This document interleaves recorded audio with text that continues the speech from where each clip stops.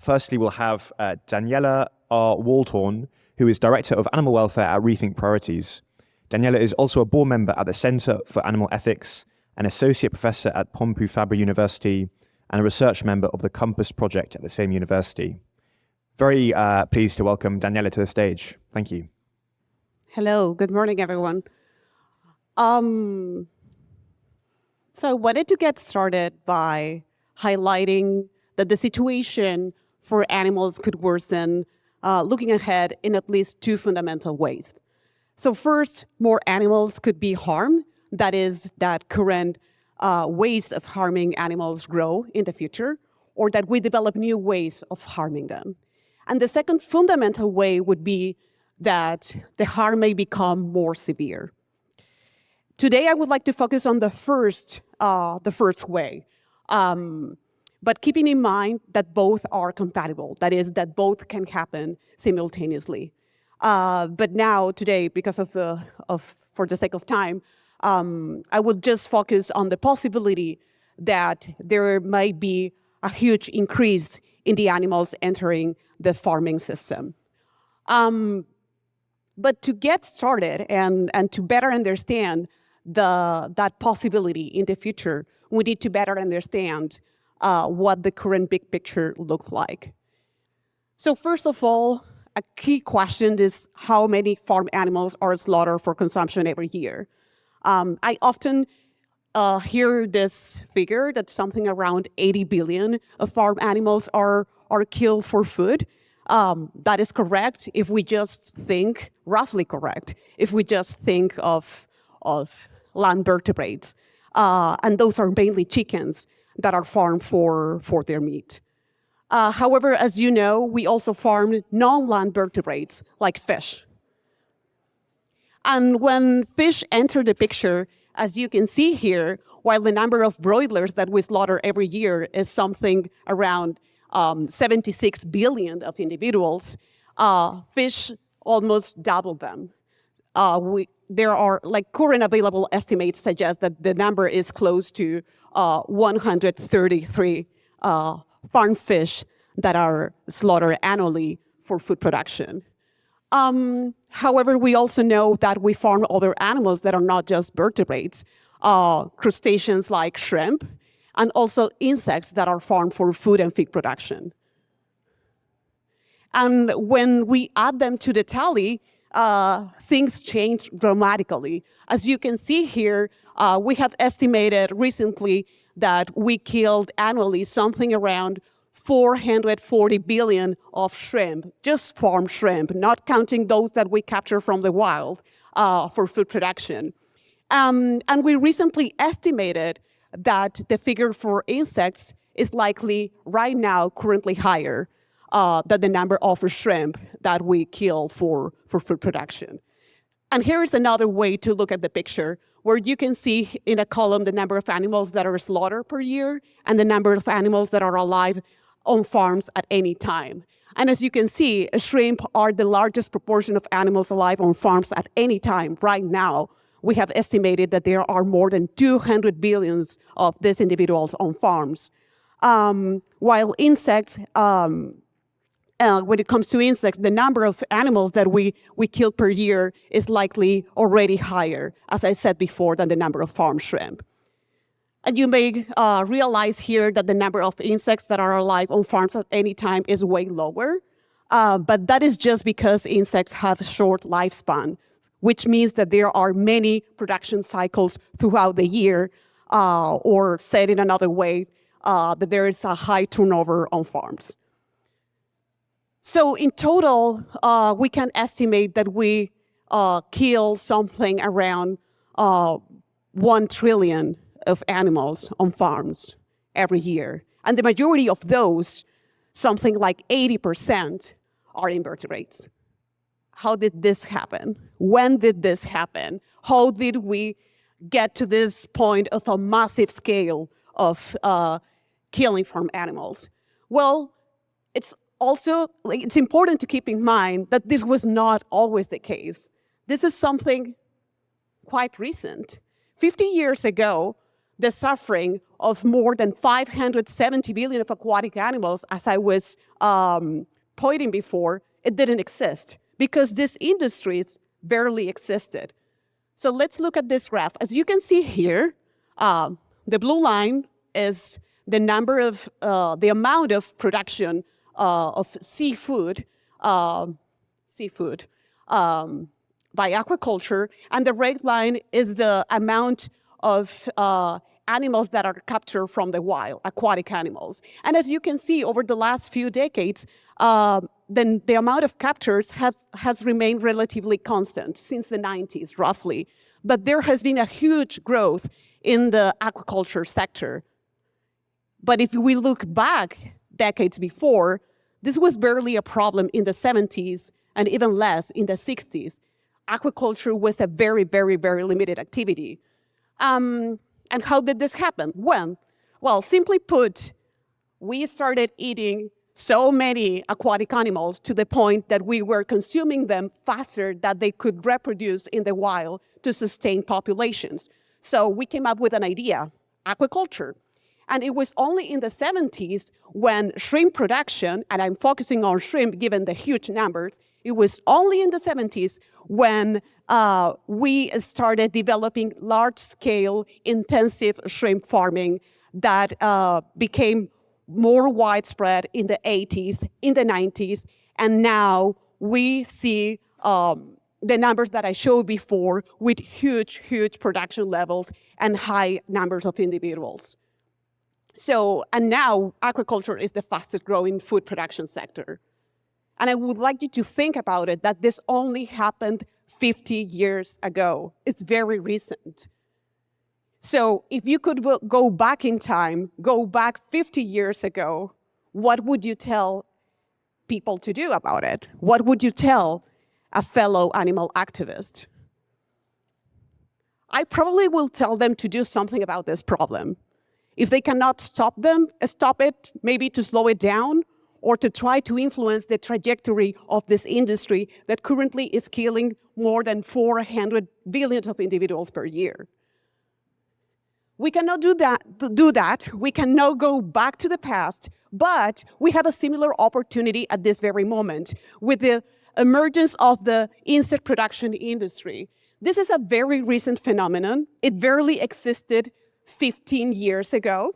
It was only in the 2010s, especially after FAO published this report in 2013, when a lot of funding went to this emerging industry, funding from venture capitalists and funding from governments, causing an important rise of this novel activity and producing something like tens of thousands of metric tons of insect protein, which is in the feed market is not much, but when it comes to the numbers of individuals, this is a huge deal.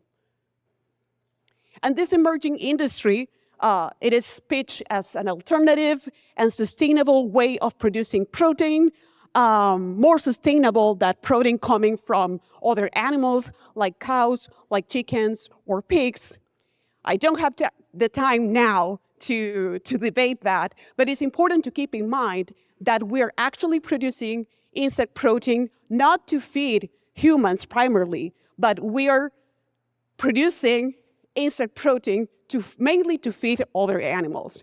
So another way to put it is that we are producing soy meal, we are giving that to insects, we're giving those insects to fish and to other farm animals, and then we humans are consuming those animals. So insect production is not an alternative to animal agriculture.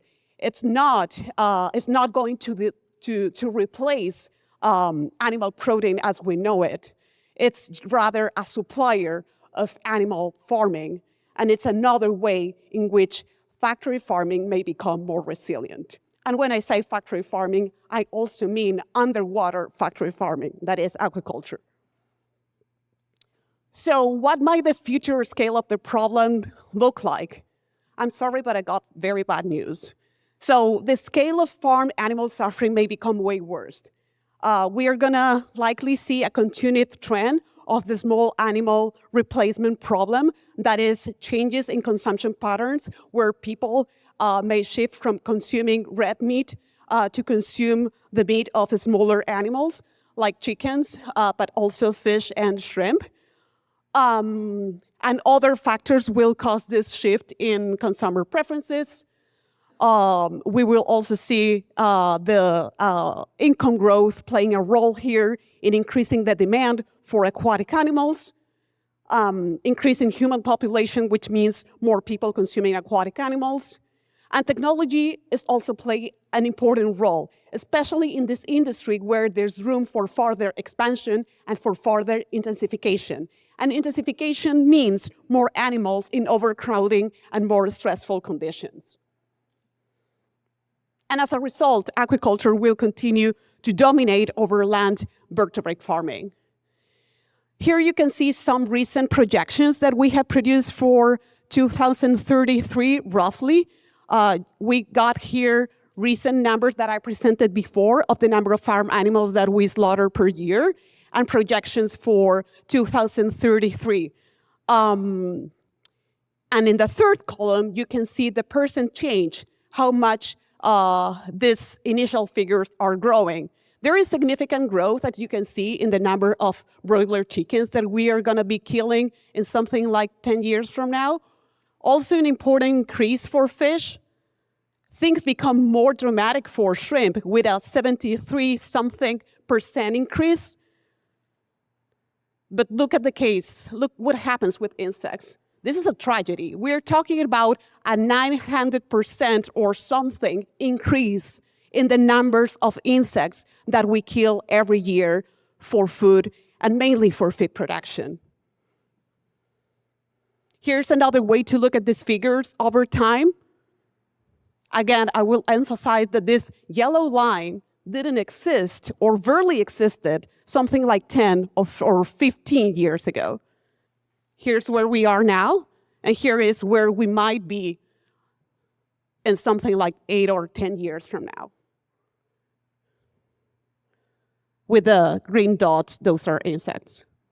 For 2050, FAO has projected that just to keep consumption levels of aquatic animals for 2022, we would have to increase production at least by 22%. But this is a very, very conservative scenario, and it's not considered very likely. It's just accounting for the growth of human population. And here you may wonder whether these numbers matter. And one may say, okay, maybe insects are not sentient, and maybe shrimp are not sentient. So this is not a big issue, right? I don't have much time today, but we do have evidence that suggests that these animals may be sentient. Although the evidence is more abundant for some species, for some groups of invertebrates like cephalopods, or for crabs or lobsters, we do have other positive evidence for other invertebrates that are dominating the figures that I just showed you. Here is the study of Jonathan Birch and other authors that concluded that it's likely that big groups of invertebrates like cephalopods and decapod crustaceans, like shrimps, may be sentient. And other authors use the same criteria to assess the evidence that we have for insects. And although the evidence is scarce, especially for some groups of insects, it's likely that they are sentient as well. And you can say, okay, maybe they may be sentient, but maybe they have happy lives on farms.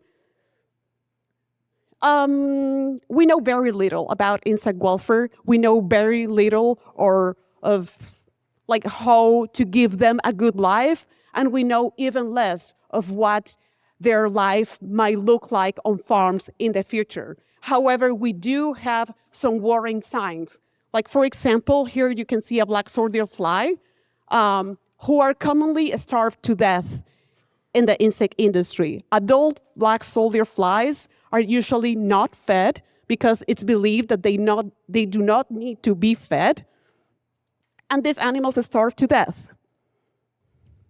This is the case of just adult black soldier flies that are used for reproduction purposes in the insect industry. So shall we be worried about these numbers? I do think we should, at least if we give them a non-negligible chance that some of these animals may be sentient. And also, if we take into account that it's likely that lives on farms are not as happy as we may want, and even if suffering doesn't dominate overall on aggregate, this means a massive amount of suffering and a massive increase of suffering for the next decade. So to wrap up, as I was saying at the beginning, the future could worsen for farm animals in at least two fundamental ways. A huge increase in the number of animals that we farm, and also in the nature of the harm. We saw that in the coming decade, it's likely that every year, trillions are gonna enter the factory farming system. And those numbers are gonna be dominated by invertebrates. So invertebrate welfare should no longer be considered a niche or a marginal issue. This is actually the welfare of the majority of animals that we are harming for food production, but also the majority of animals that exist on Earth.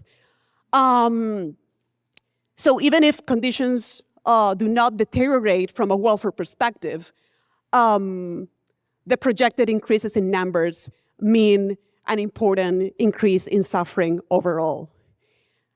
However, now we have a good opportunity. We are at a critical moment where the insect industry is not fully established yet, where farms are being built, where also regulations are still in flux.